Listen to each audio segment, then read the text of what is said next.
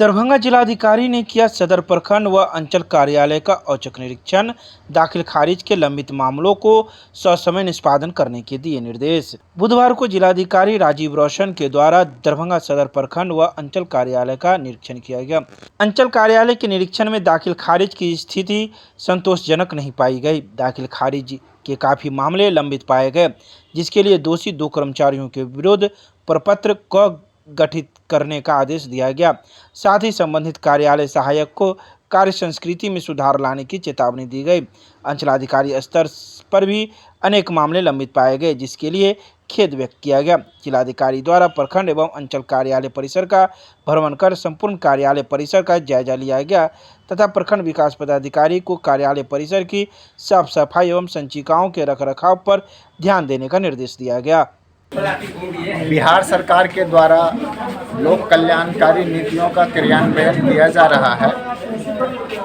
सरकार के निर्देश के आलोक में सभी अंचल का इंस्पेक्शन आज एक साथ किया जा रहा है, जिसमें जिला स्तर के वरीय पदाधिकारी विभिन्न अंचलों में गए हैं।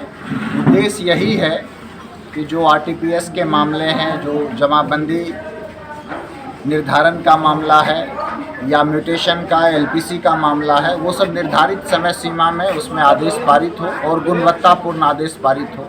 हम लोगों ने यहाँ अभिलेख का अवलोकन किया है और आवश्यक निर्देश भी दिए हैं।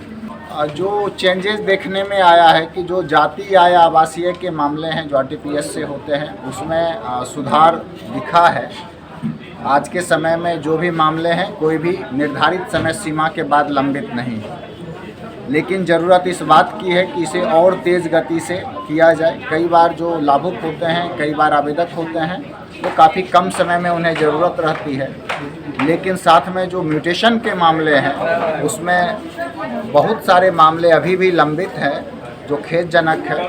हम लोग जो संबंधित कर्मचारी हैं जो उस पर कार्रवाई नहीं कर रहे हैं, आवेदन को लंबित रखे हैं, उन पर कार्रवाई के लिए थाना स्तर पे तो स्पष्ट निर्देश है कि जो थाना स्तर पर बैठक शनिवार को की जानी है, उसमें थाना पदाधिकारी का जो एसएचओ हैं उनके साथ अंचल अधिकारी उसमें रहेंगे, उस बैठक में शामिल होंगे और दोनों पक्ष को सुन करके उनका निराकरण सुनिश्चित करेंगे। सिंपल सी बात है कि जो सरकार के प्रावधान हैं उसमें लगातार प्रयास किया जा रहा है कि पारदर्शी तरीके से भू राजस्व से संबंधित मामलों का निराकरण किया जाए।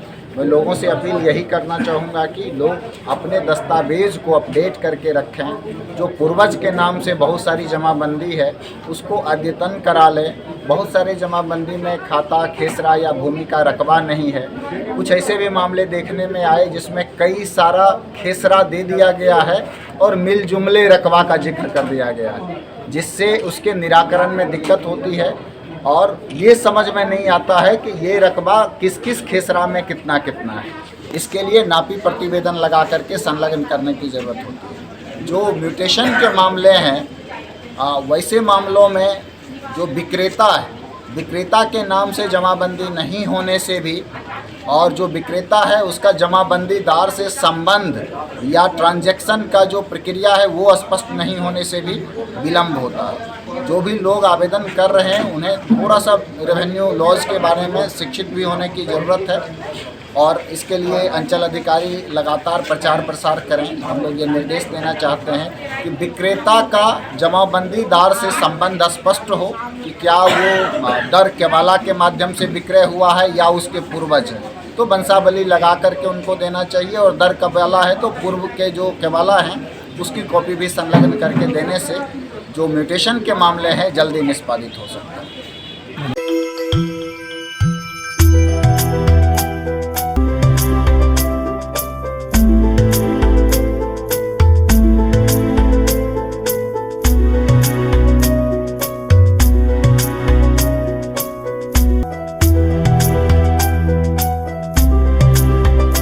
विश्वविद्यालय थाना क्षेत्र के नीम पोखर कैदराबाद के रहने वाले रविंद्र कुमार ठाकुर के पुत्र सौरभ कुमार को किडनैपिंग के मामले में पाटलिपुत्रा थाना पुलिस ने किया गिरफ्तार। बुधवार को पटना की पाटलिपुत्रा थाना पुलिस ने विश्वविद्यालय थाना क्षेत्र के नीम पोखर कैदराबाद के रहने वाले सौरभ कुमार को गिरफ्तार कर लिया है।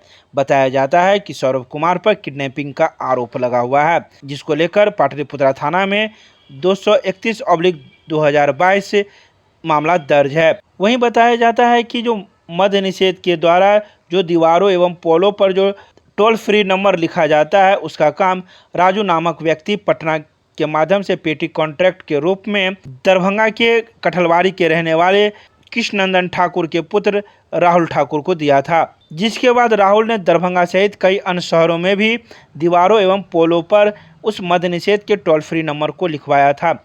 जब पैसे की बारी आई तो राजू नामक व्यक्ति जो मुख्य कॉन्ट्रैक्टर था, वह पैसे देने में आनाकानी कर रहा था, जिसके बाद राहुल ठाकुर के द्वारा यह साजिश रची गई और उसे किडनैप किया गया।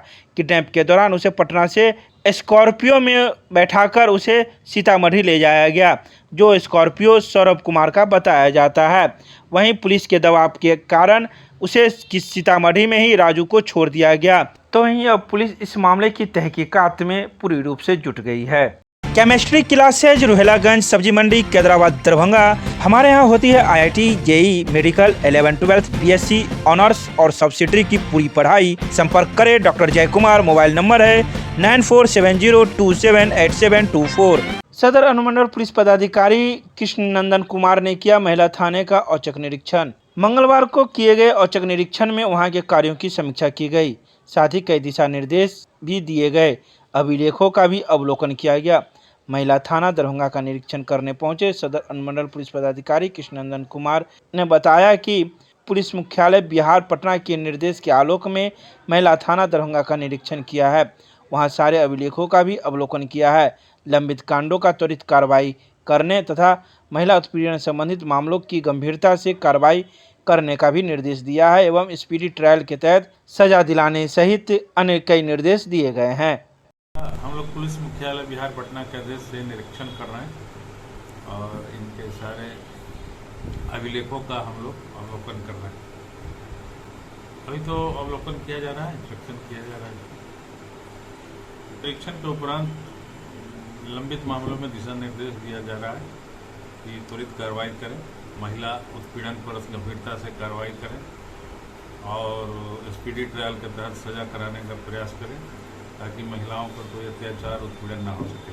Prime hospital and research centre, advance urology, laparoscopy एवं gynaec centre, bus stand, Delhi मोड़, NH57 मखाना अनुसंधान केंद्र के सामने दरभंगा। हमारे यहाँ किडनी की बीमारी, प्रोस्टेट, पथरी एवं यूरोलॉजी की अन्य बीमारियां तथा यूरोलॉजी का कैंसर का आधुनिक जांच, इलाज एवं सर्जरी की पूरी व्यवस्था है। साथ ही यहाँ पर लेप्रोस्कोपी एवं लेजर के द्वारा सर्जरी की जाती है। यहाँ है 24 घंटे गायनोलॉजिक्स की उपलब्ध, जहाँ जच्चा और बच्चा का सारा इलाज जैसे कि नॉर्मल डिलीवरी, सीजरियन, बच्चेदानी का ऑपरेशन, नवजात बच्चे के लिए NICU, ICU की सुविधा उपलब्ध। डॉक्टर से संपर्क करें हमारे इस नंबर पर। हमारा नंबर है 9693233093 और दूसरा नंबर है 7700823893। दरभंगा शहरी क्षेत्र में 80,000 उपभोक्ताओं को लगाए जाएंगे स्मार्ट मीटर। बुधवार को शहरी क्षेत्र के कार्यपालक अभियंता विकास कुमार ने इस बात की जानकारी दी। उन्होंने जानकारी देते हुए कहा कि फरवरी माह से ही स्मार्ट मीटर लगाने का काम जोर शोर से चल रहा है, लेकिन अभी तक मात्र 6,000 मीटर ही उपभोक्ताओं का लगाया गया है, जबकि जुलाई तक 80,000 उपभोक्ताओं का स्मार्ट मीटर लगाया जाना है, जिसको लेकर मैन पावर को बढ़ाया गया है और जोर शोर से काम में तेजी लाई जा रही है ताकि जल्द से जल्द उपभोक्ताओं को स्मार्ट मीटर की सुविधा मिल सके। इस बात की पूरी जानकारी कार्यपालक अभियंता ने दी। स्मार्ट मीटर की प्रगति ये है कि अभी हम लोग को शहर में 80,000 लगभग मीटर लगाना है, स्मार्ट प्रीपेड मीटर, जिसमें से अभी 6,000 मीटर लग चुके हैं। लेकिन मैं उपभोक्ताओं से यही अनुरोध करूंगा कि मीटर लगवाएं, चूँकि इसमें काफ़ी सारे बेनिफिट्स हैं। जैसे कि अगर डेली आप उसमें देख सकते हैं कि कितना इसमें मेरा खपत हुआ, कितना मेरा बिल आया। वैसे था कि 1 महीना रीडिंग होता था, पता ही नहीं चलता था कि इससे मेरा क्या खपत हुआ नहीं हुआ, और लोग बिजली जलाते रहते थे और पता चला अचानक कि इतना बिल आ गया, ये ज़्यादा आ गया। अब है क्या कि लोग सोच समझ के जलाएंगे बिजली कि नहीं मेरा डेली ये आ रहा है, आपको पंखा बंद करना है, बेवजह अगर टीवी चल रहा है वो बंद करना है, तो लोग सोच समझ के इसमें काम करेंगे, चलाएँगे।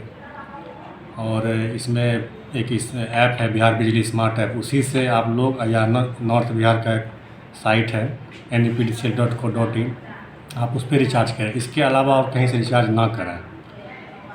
और दूसरा ये है सबसे लास्ट कि आपके पास मैसेज आएगा बहुत सारा फ्रॉडनेस का। आजकल साइबर क्राइम का बहुत ज़्यादा चल रहा है, उससे बच के रहना है। हम लोग डिपार्टमेंट से मैसेज में कोई मोबाइल नंबर लिखा हुआ नहीं रहता, लेकिन उसमें रहता है, इसीलिए उस सब लिंक पे ना जाएं और ना उस मोबाइल पे कॉल करें। बेफिक्र होकर के आप लोग लगाएं, ये काफ़ी फ़ायदेमंद है। जी वो उपलब्ध है, काउंटर पर आके हो हाँ सकता उपलब्ध है। लेकिन आजकल ज़माना हो गया डिजिटल का, सभी के पास ऑनलाइन बैंकिंग है, नेट बैंकिंग है। घर बैठे करें, क्यों अपना धूप में आएंगे काउंटर पे जमा करेंगे। है। फरवरी से ये शुरू किया गया था स्मार्ट मीटर लगाने का। जो लक्ष्य निर्धारित है वो कब तक लक्ष्य निर्धारित है, और क्या लग रहा है कि इस तय समय में लक्ष्य निर्धारित हो जाएगा? हम लोग का लक्ष्य है जुलाई तक कंप्लीट कर देना है। ठीक है। इस तरह के 100% स्मार्ट मीटर। इसी पर हम लोग मैन पावर बढ़ा रहे हैं, काम कर रहे हैं। पहले तो हम लोग शुरुआत में लहरिया सराय सब डिवीज़न में काम शुरू किए थे, अब तो हम 7 सेक्शन मेरे डिवीज़न में 7 में हम शुरू कर दिए हैं काम। तो ऐसा सेक्शन नहीं छूटे जहाँ काम शुरू नहीं हुआ है। जिस प्रकार से 3 महीना में मात्र 6,000 जी। और मात्र अब 3 महीना और बचे हैं आपके पास, उसमें क्या लग रहा है कि जो 71,000 मीटर लग जाएंगे? जी, इसके पीछे कारण था कि मार्च मंथ में हम लोग थोड़ा मीटर कम लगाए, क्योंकि हम लोग को रेवेन्यू पे थोड़ा सा फोकस करना था, तो इसीलिए मैन पावर कम लगा, हम लोग ध्यान कम दिए। और अभी जो है हम लोग मैन पावर और बढ़ा रहे हैं, अच्छा। ताकि युद्ध स्तर पे इस काम को कंप्लीट किया जा सके। किसी उपभोक्ता को अगर स्मार्ट मीटर के संबंध में कोई जानकारी चाहिए तो वो कैसे प्राप्त कर सकते हैं? उसके लिए जानकारी प्राप्त करने के लिए हम लोग जेई हैं, एई हैं, एग्जीक्यूटिव में हम लोग हैं, एजेंसी के लोग हैं जो लगाने जाते हैं उनसे संपर्क कर सकते हैं। क्योंकि जो मीटर लगाने के लिए जाएंगे वो पहले बताएंगे आपको कि आपको ये बिहार बिजली स्मार्ट मीटर ऐप इंस्टॉल कीजिए, कैसे चार्ज करना है, कैसे वो फंक्शन करके देखना, सारा कुछ वो समझाते हैं। और उससे पूछिए, हम तो उपभोक्ता से रिक्वेस्ट कर रहे हैं कि जितना हो सके जो लगाने जाते हैं मीटर उनसे उतना पूछिए उसके बारे में, स्मार्ट मीटर के बारे में और ऐप के बारे में, ताकि कोई कन्फ्यूजन ना रहे। आपका शुभ नाम सर? मेरा विकास कुमार हुआ, क्या है सर आपका? विद्युत कार्यपालिका अभियंता, दरभंगा शहरी। सीएम कॉलेज के प्रधानाचार्य डॉक्टर फूलो पासवान की अध्यक्षता में शिक्षकों की हुई महत्वपूर्ण बैठक। बुधवार को सीएम कॉलेज के प्रधानाचार्य डॉक्टर फूलो पासवान की अध्यक्षता में विभिन्न महाविद्यालयों के प्राध्यापकों की महत्वपूर्ण बैठक हुई, जिसमें आगामी मई माह में होने वाले 7 विभिन्न महत्वपूर्ण शैक्षणिक कार्यक्रम की रूपरेखा तय की गई। बैठक में मारवाड़ी महाविद्यालय, एमआरएम महाविद्यालय, मिथिला महिला महाविद्यालय सहित कई महाविद्यालयों के शिक्षक मौजूद थे। बैठक में 1 मई को राष्ट्रीय मानव शोध संस्थान दरभंगा तथा सीएम कॉलेज के समाजशास्त्र विभाग द्वारा मिथिला में लघु उद्योग एवं श्रम विकास मुद्दे एवं चुनौतियों विषय पर सेमिनार का आयोजन किया जाएगा। इसके अलावा इस बैठक में कई बिंदुओं पर चर्चा की गई और मई माह में होने वाले कार्यक्रमों की रूपरेखा तैयार की गई। आज की बैठक में आगामी माह मई में विभिन्न महाविद्यालय और सीएम कॉलेज के संयुक्त तत्वाधान में संस्कृत विभाग द्वारा युवावस्था में सुकना उपदेश की उपाध्येता मारवाड़ी कॉलेज और सीएम कॉलेज के तत्वाधान में विकास कुमार जी सिंह के द्वारा उपस्थापित किया जाएगा एक विमर्श।